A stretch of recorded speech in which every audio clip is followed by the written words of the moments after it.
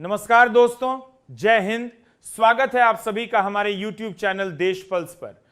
और आज की यह रिपोर्ट देश के उन करोड़ों वृद्धावस्था, विधवा और दिव्यांग पेंशन धारकों से जुड़ी है जो अपनी सामाजिक सुरक्षा पेंशन से जुड़े हर छोटे बड़े बदलाव पर नजर रखते हैं। आज हम बात करेंगे इन तीनों पेंशन योजनाओं में हाल ही में देखे गए वास्तविक बदलावों की, पात्रता और सत्यापन प्रक्रिया में हो रहे सुधारों की, पेंशन राशि बढ़ाने की मांग की स्थिति की, और यह भी समझेंगे कि किसी भी वायरल खबर की सच्चाई को कैसे परखा जाए। वीडियो को शुरू से आखिर तक जरूर देखिए क्योंकि यह जानकारी सीधे आपके और आपके परिवार के अधिकारों से जुड़ी है। दोस्तों, शुरुआत में ही एक जिम्मेदार पत्रकार के तौर पर मैं यह स्पष्ट कर देना चाहता हूं, वृद्धावस्था, विधवा और दिव्यांग पेंशन योजनाएं मुख्य रूप से राज्य सरकारों के अंतर्गत आती हैं। इसलिए हर राज्य में इनके नियम, राशि और पात्रता की शर्तें अलग अलग हो सकती हैं।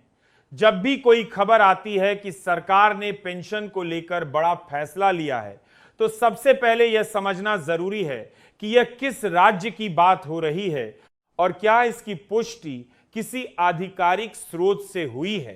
देश पल्स पर हमारी नीति साफ है, जहां आधिकारिक अधिसूचना है वहां हम आपको वही बताएंगे, और जहां सिर्फ चर्चा या सामान्य रुझान है वहां हम उसे उसी रूप में स्पष्ट करेंगे। अब बात करते हैं इन योजनाओं में हाल के समय में देखे गए वास्तविक और सत्यापित बदलावों की। दोस्तों, सबसे बड़ा बदलाव जो लगभग हर राज्य में देखने को मिल रहा है वह है डिजिटल सत्यापन का विस्तार। कई राज्यों ने अपनी पेंशन प्रणाली को आधार से जोड़ना अनिवार्य किया है ताकि फर्जी लाभार्थियों की पहचान हो सके और असली जरूरतमंदों तक ही मदद पहुंचे। इसके साथ ही डायरेक्ट बेनिफिट ट्रांसफर यानी डीबीटी के जरिए पेंशन राशि सीधे बैंक खाते में भेजने की व्यवस्था को भी और मजबूत किया जा रहा है ताकि बिचौलियों की भूमिका पूरी तरह खत्म हो सके।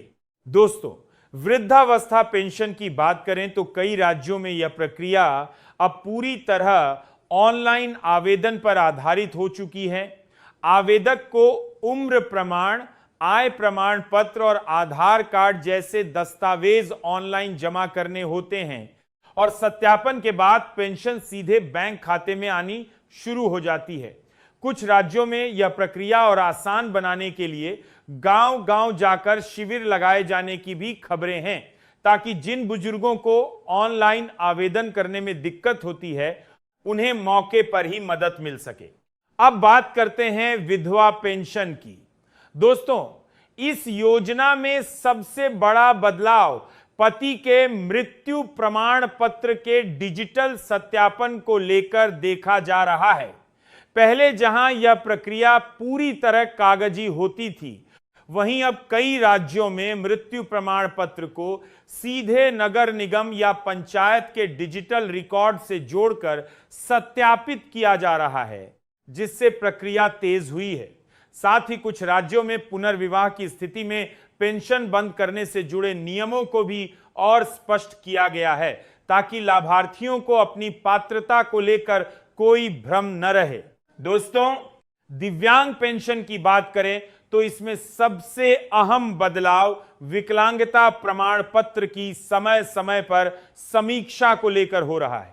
कई राज्यों ने यह व्यवस्था शुरू की है कि एक तय अवधि के बाद दिव्यांगता प्रमाण पत्र का दोबारा सत्यापन कराना जरूरी होगा, खासकर उन मामलों में जहां विकलांगता की स्थिति समय के साथ बदल सकती है।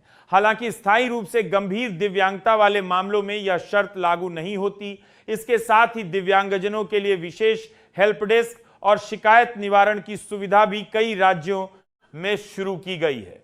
दोस्तों, अब बात करते हैं उस मुद्दे की जिसकी मांग सबसे ज्यादा उठ रही है, यानी पेंशन राशि में बढ़ोतरी। कई राज्यों में मौजूदा पेंशन राशि सिर्फ 1000 से 1500 रुपए के आसपास है, जिसे पेंशनर संगठन और सामाजिक कार्यकर्ता लगातार अपर्याप्त बताते आ रहे हैं। उनका तर्क है कि आज की महंगाई में यह राशि किसी बुजुर्ग, विधवा या दिव्यांग व्यक्ति के लिए सम्मानजनक जीवन जीने के लिए पर्याप्त नहीं है। कुछ राज्यों में समय समय पर पेंशन राशि बढ़ाने की घोषणाएं हुई हैं और कुछ राज्यों में यह मांग अभी भी विचाराधीन है। दोस्तों, यह पूरी तरह राज्य सरकार के बजट और नीतिगत फैसलों पर निर्भर करता है। इसलिए अपने राज्य की सही स्थिति जानने के लिए हमेशा वहां के समाज कल्याण विभाग की वेबसाइट देखें। दोस्तों, पारदर्शिता को लेकर भी कई महत्वपूर्ण कदम उठाए जा रहे हैं। कई राज्यों ने अपने पेंशन लाभार्थियों की सूची को सार्वजनिक वेबसाइट पर उपलब्ध करा दिया है, जिसे कोई भी देख सकता है। इसका मकसद है कि पेंशन वितरण में किसी तरह की गड़बड़ी को रोका जा सके। इसके साथ ही डुप्लीकेट आवेदनों की पहचान के लिए आधार आधारित बायोमेट्रिक जांच का इस्तेमाल भी बढ़ रहा है। अगर कोई व्यक्ति एक से अधिक नामों से आवेदन पर बार रहा था करता पाया जाता है तो उसके सभी आवेदन रद्द किए जा सकते हैं। दोस्तों, अब जरूरी सलाह की बात करते हैं। इन दिनों सोशल मीडिया पर वृद्धा, विधवा और दिव्यांग पेंशन को लेकर कई तरह के दावे वायरल होते रहते हैं, जैसे इतनी तारीख से पेंशन दोगुनी हो जाएगी या सरकार ने नया फरमान जारी किया है। दोस्तों, ऐसे किसी भी दावे पर भरोसा करने से पहले यह जरूर जांचें कि उसमें राज्य का नाम, योजना का नाम और आधिकारिक सर्कुलर नंबर जैसी ठोस जानकारी दी गई है या नहीं। अगर दावा सिर्फ भावनात्मक भाषा में है, जैसे बड़ी खुशखबरी या तुरंत लागू, लेकिन उसमें कोई ठोस विवरण नहीं है, तो ऐसे दावों पर विशेष सतर्कता बरतें। दोस्तों, यहां तीनों योजनाओं की पात्रता में जो अंतर होता है उसे भी समझ लेना जरूरी है। वृद्धावस्था पेंशन के लिए आमतौर पर न्यूनतम आयु 60 वर्ष तय होती है। हालांकि कुछ राज्यों में यह अलग भी हो सकती है। विधवा पेंशन के लिए महिला की आयु सीमा राज्य के अनुसार अलग अलग होती है और पति का मृत्यु प्रमाण पत्र देना अनिवार्य होता है। दिव्यांग पेंशन के लिए मान्यता प्राप्त चिकित्सा प्रमाण पत्र और एक तय प्रतिशत से अधिक विकलांगता का प्रमाण जरूरी होता है। तीनों ही योजनाओं में आमतौर पर यह शर्त होती है कि आवेदक की आय एक निर्धारित सीमा से कम हो और उसके पास आय का कोई स्थायी स्रोत न हो। दोस्तों, अगर आप या आपके परिवार में कोई इन योजनाओं के लिए पात्र है तो अपने राज्य की विशिष्ट शर्तों की जानकारी जरूर लें, क्योंकि हर राज्य में यह मामूली रूप से अलग हो सकती है। दोस्तों, इसके साथ ही एक जरूरी चेतावनी भी देना चाहूंगा। पेंशन बढ़ाने या जल्दी स्वीकृति दिलाने के नाम पर कुछ ठग बुजुर्गों और विधवा महिलाओं को फोन करके बैंक की गोपनीय जानकारी, ओटीपी या एटीएम पिन मांगते हैं। दोस्तों, याद रखिए, कोई भी सरकारी विभाग कभी फोन पर आपकी गोपनीय बैंकिंग जानकारी नहीं मांगता। अगर कोई ऐसा कॉल आए तो उसे तुरंत नजरअंदाज करें और नजदीकी पुलिस स्टेशन या साइबर हेल्पलाइन पर इसकी शिकायत दर्ज कराएं। अपने परिवार के बुजुर्ग सदस्यों को भी इस बारे में जरूर जागरूक करें, क्योंकि वे अक्सर ऐसी धोखाधड़ी के सबसे आसान निशाने बन जाते हैं। दोस्तों, यह भी समझना जरूरी है कि इस तरह के दावे आमतौर पर कैसे फैलते हैं।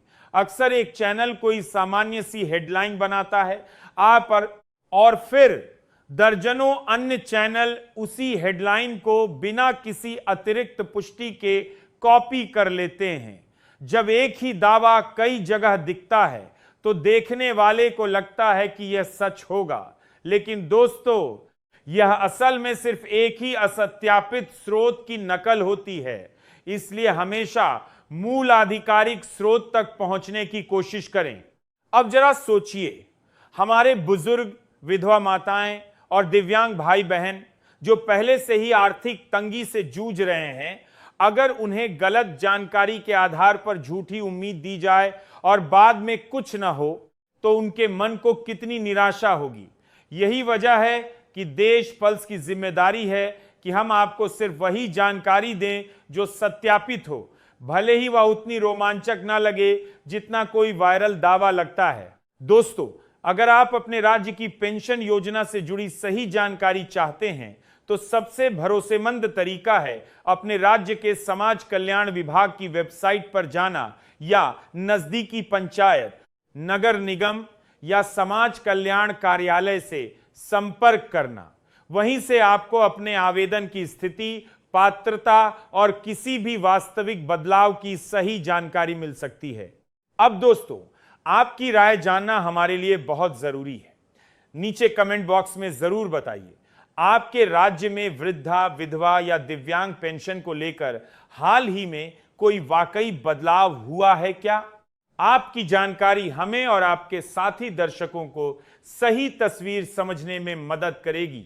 अगर आपको यह जानकारी उपयोगी लगी हो तो वीडियो को लाइक जरूर करें, इसे अपने परिवार और उन सभी साथियों के साथ शेयर करें जो ऐसी योजनाओं से जुड़े हैं। और अगर आपने अभी तक देश पल्स को सब्सक्राइब नहीं किया है तो अभी सब्सक्राइब करके बेल आइकन दबा दें, ताकि वृद्धावस्था, विधवा और दिव्यांग पेंशन से जुड़ी हर सत्यापित और आधिकारिक जानकारी सबसे पहले आप तक पहुंचे।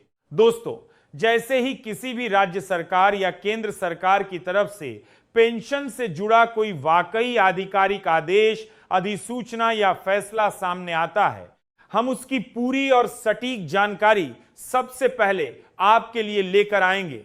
तब तक बिना पुष्टि वाले दावों से सावधान रहिए, आधिकारिक जानकारी का इंतजार कीजिए और सही जानकारी फैलाने में हमारा साथ दीजिए। मैं हूं अभिनव कुमार, मिलते हैं अगली सत्यापित अपडेट के साथ। धन्यवाद। जय हिंद।